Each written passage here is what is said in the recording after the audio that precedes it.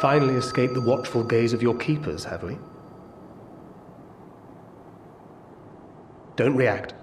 You'll only draw attention to yourself. Just carry on as you are and listen. After you left with the Garlean lad, Lucia bade a few of us scouts follow you at a discreet distance. We observed you being led into the station, but decided against venturing inside. When you emerged sometime later, and we saw that the twins were sporting Magitech collars, it was clear what had taken place. Now, as quietly as you can, tell me everything.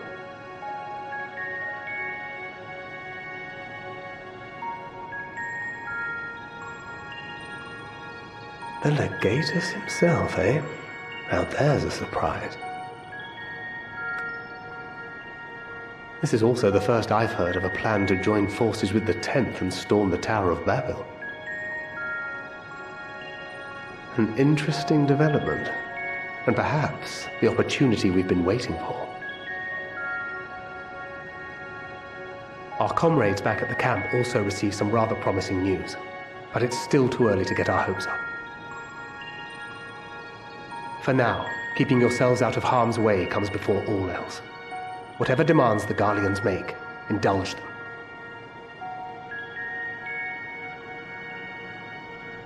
With luck, this will all be over soon. Until then.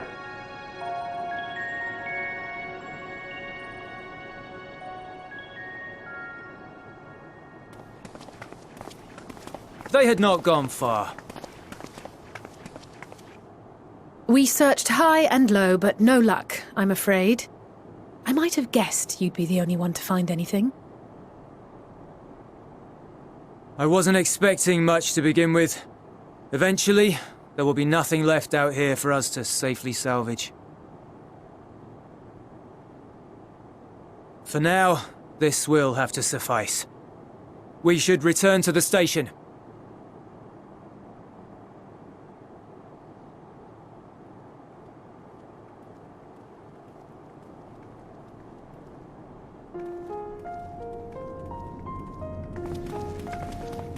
Ah, there you are. Heard you'd gone hunting for ceruleum above ground. Brought back a king's ransom? Hardly. But thanks to these three, we have enough to last a little while longer. Well, well. It's not at all what I was expecting, these ones. For savages, they seem positively docile.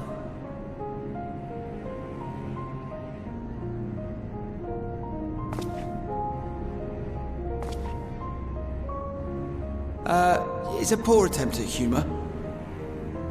In all honesty, I'm grateful for your efforts. But even with another night of warmth, there are those among us who may not live to see the morrow.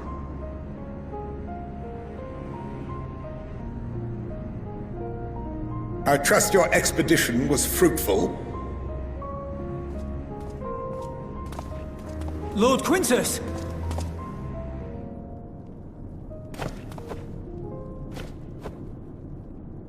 Use what you procured to refuel the armor.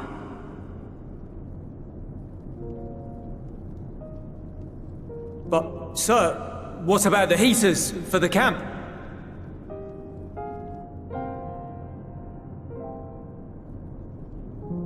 The time for action is upon us.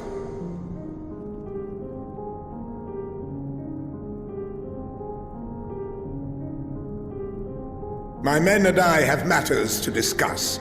In the meantime, you are to wait here. Do not forget, you are being watched.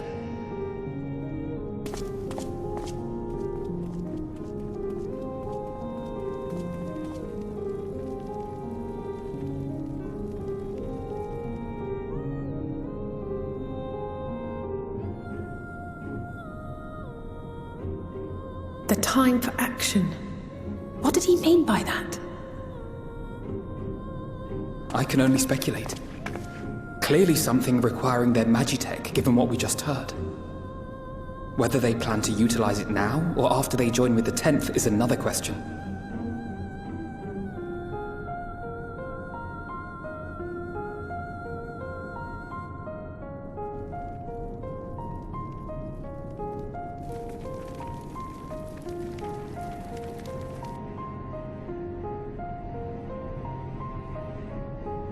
Will they ever escape this cold?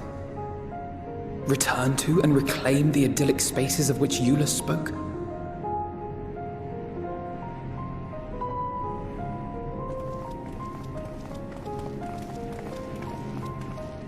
Finished your war, Council?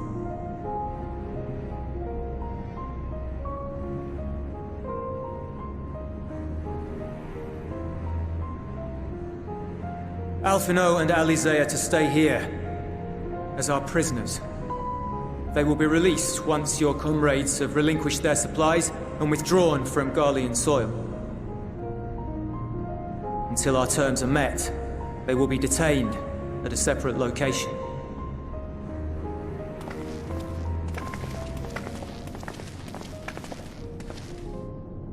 After everything we've said and done, this is how you treat us.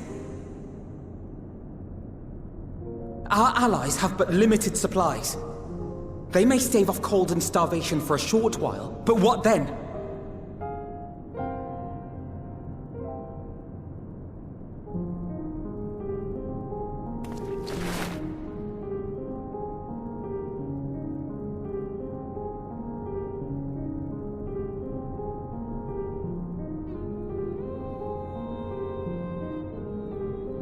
For now, keeping yourselves out of harm's way comes before all else.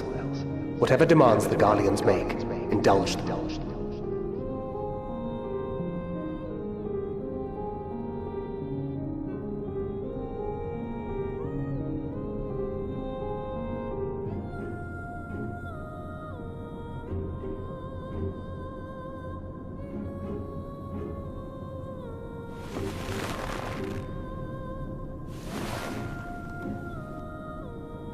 Get them out of here.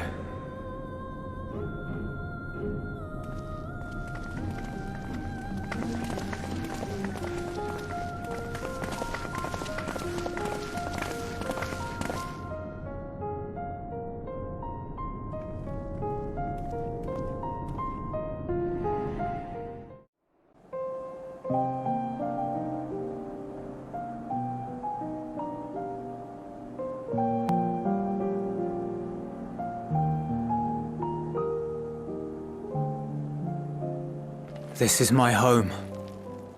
Our home.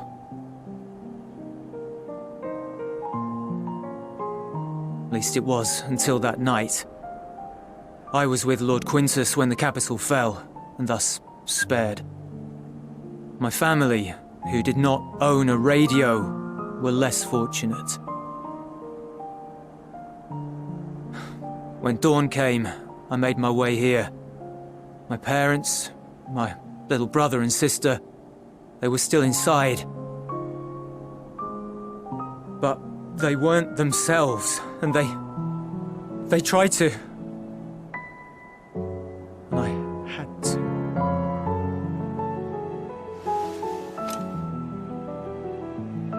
I'd promised to take them away from the capital that very morning, to somewhere safe, to hide until the fighting stopped.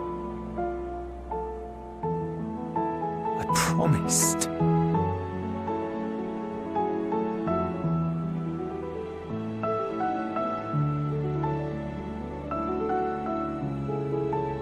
Garlean flag bears a chain, the bonds between our countrymen. A red link at its center, the blood of the fallen. Our loved ones who lived and died for Garlemald.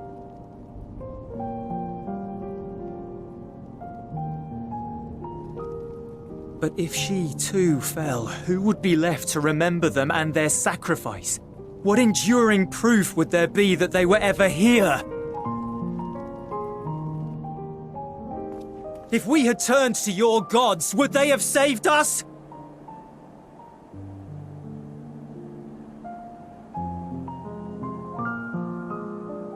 I'm sorry, forget I spoke. We should go.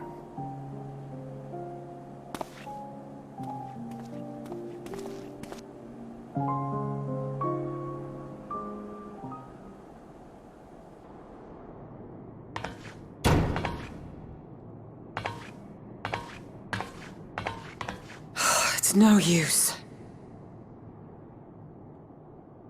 Believe me, I do not enjoy being here any more than you.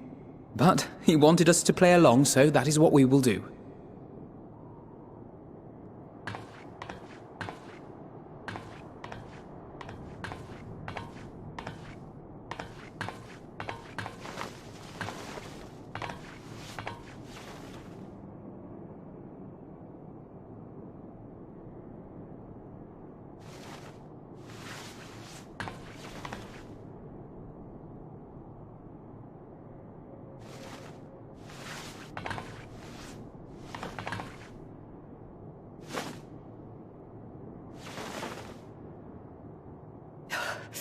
So cold.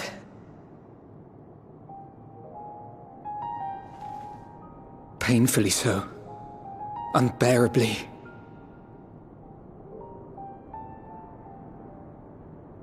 I've been thinking about what Quintus said.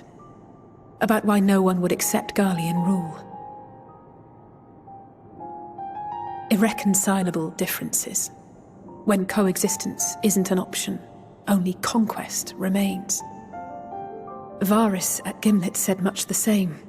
Only by uniting the world beneath a single standard would we rid ourselves of the Ascians. United as one people, one race cleansed of imperfections.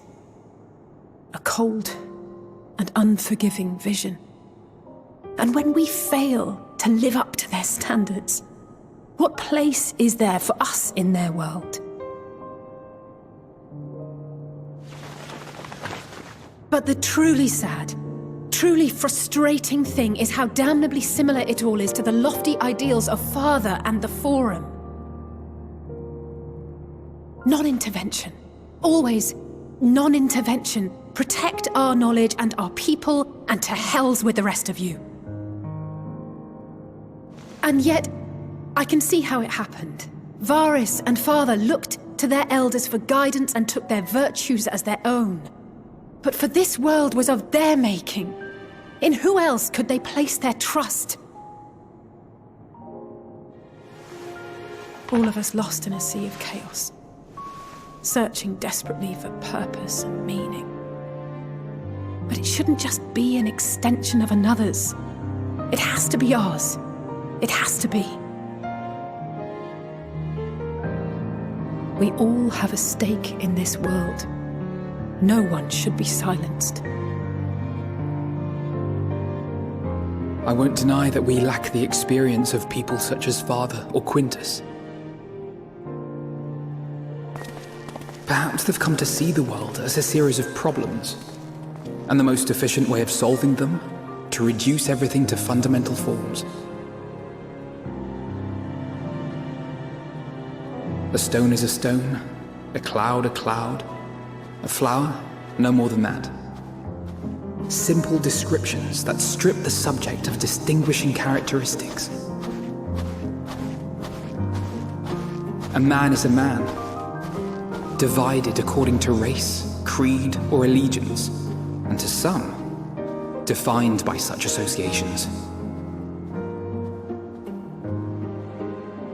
Is that what you think? In my misbegotten youth. But what I believed wisdom was no more than aggressive ignorance. I've since learned to look beyond the banners and the politics, to see people as individuals with their own hopes and dreams. As for my dream of building a better world, well, every day I'm reminded that it is far more complex than I had ever imagined. But it only spurs me onward, to find the wisdom and the strength to see it through to the very end.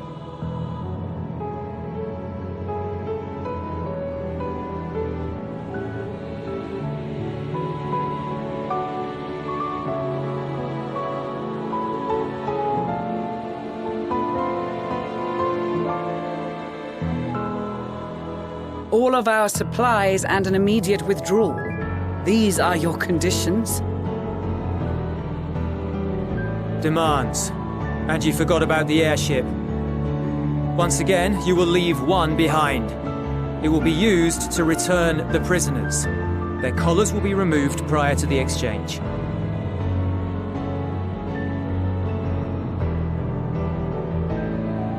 So in the end, not even Father's expertly worded rhetoric could deter you from your chosen course.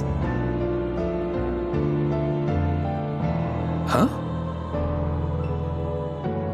Not that I thought for a moment that it would.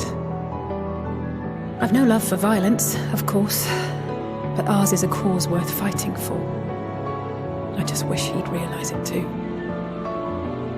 Sometimes the only way to protect the ones you love is to take a stand, to refuse to suffer in silence. I want you to know I share your conviction. Whether it be on the battlefield or in the debating chamber, I won't back down. I guess what I'm saying is...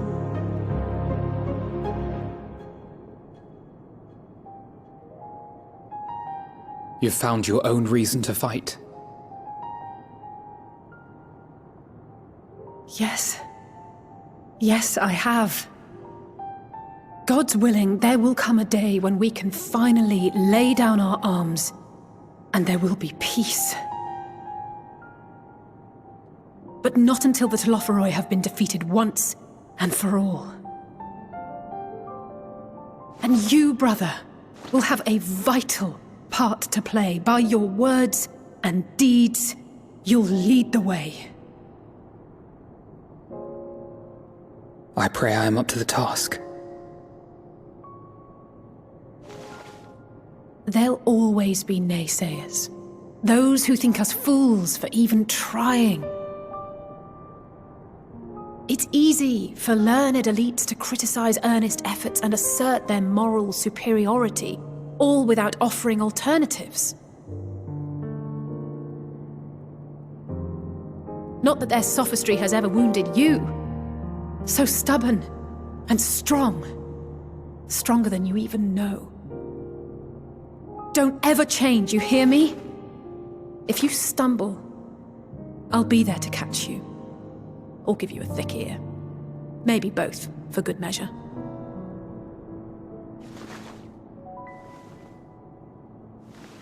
Thank you, Alize.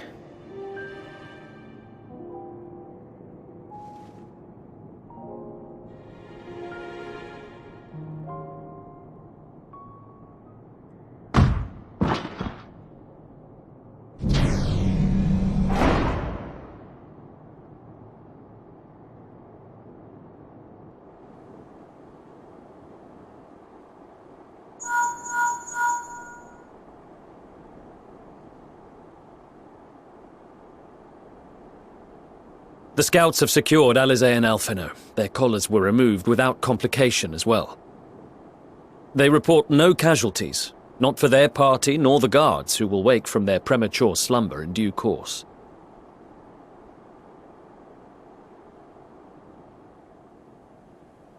It would appear the situation has changed. I propose new terms. We have information that will be of great interest to Lord Quintus, and I wish to speak with him in person.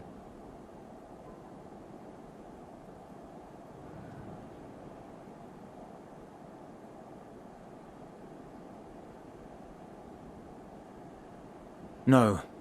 In the event you rejected our first proposal, we came prepared with a second.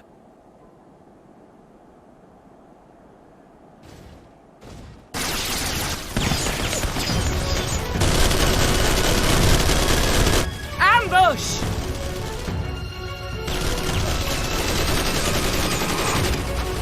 More are coming! Make ready! We, the loyal soldiers of the First Legion, proud servants of Garlean,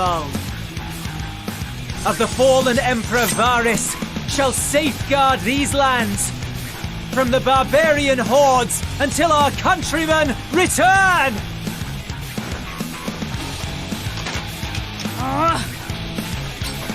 Stop, both of you!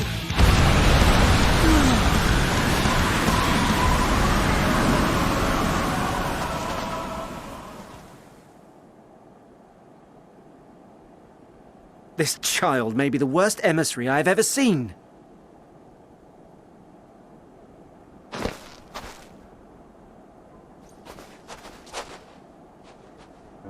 We received an urgent communication from the Grand Company of Eorzea. Envoys from the Imperial Army, led by members of the 10th Legion, came to Alamigo and requested an audience.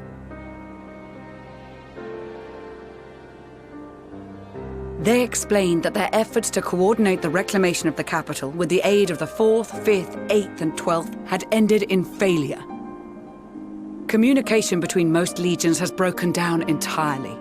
Most of the 10th's conscripts have deserted, leaving their forces severely depleted. That is why, unable to continue the fight on their own, they and their allies turned to the Grand Company of Eorzea for aid. Lies! Every word! It is the truth, and I have not finished. The 10th has requested that we deliver a message to Lord Quintus. Have the ill stand down.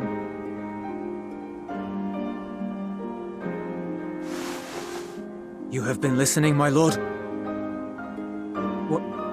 What are your orders?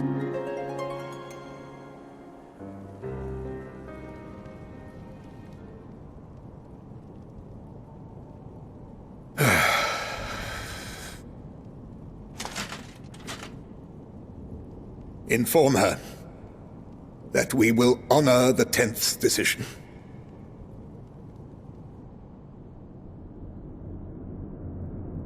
Bereft of hope, and now dignity.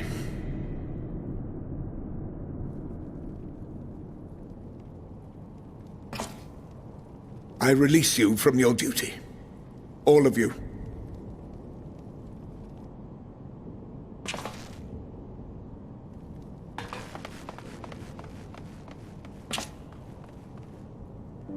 I take solace, your radiance, in the knowledge you are not here to witness our debasement. 'Twas a grand, glorious dream we shared. Of a world united, of peace and prosperity.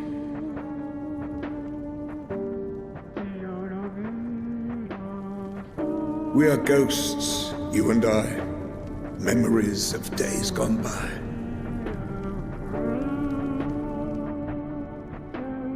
Bonds forged in blood that I will not see tarnished.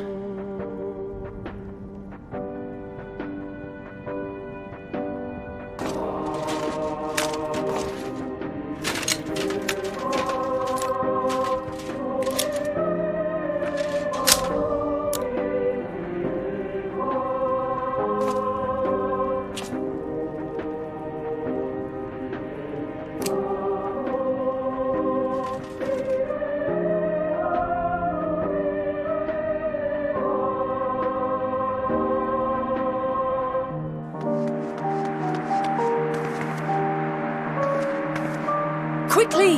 We have to reach the station before it's too late.